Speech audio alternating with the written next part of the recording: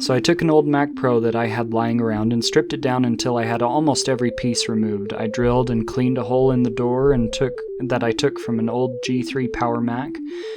I gave it an Iron Man inspired two-tone paint job, and then I 3D printed standoffs for a harvested mATX motherboard with about 30 seconds clearance from the old standoffs so that I could use the new motherboard and the old standoffs from the case. I played around with the alignment until the PCIe slots were aligned. I rewired a new power supply setup, which I do not recommend, but I wanted to try it, so I did it anyway.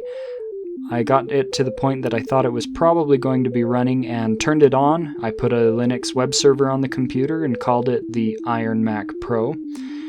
Then it was time for more wiring and lighting. I took a Molex 4-pin connector and soldered it onto an Adafruit breadboard so that I had a 5-volt side and a 12-volt side.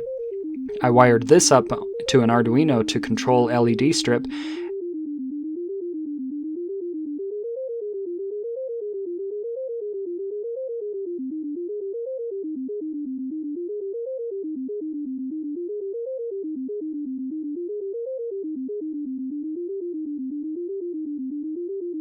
and then did some cable management to wrap up.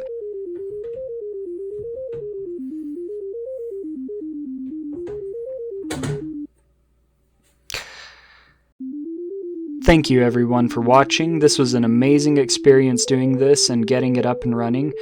If it wasn't a terrible waste of your time, please like this video, comment what you think would have made this build better. If you know someone who has an old Mac computer like this or has some cool gaming setup, share this with them. And please, humbly, I ask that you consider subscribing. Have a good one.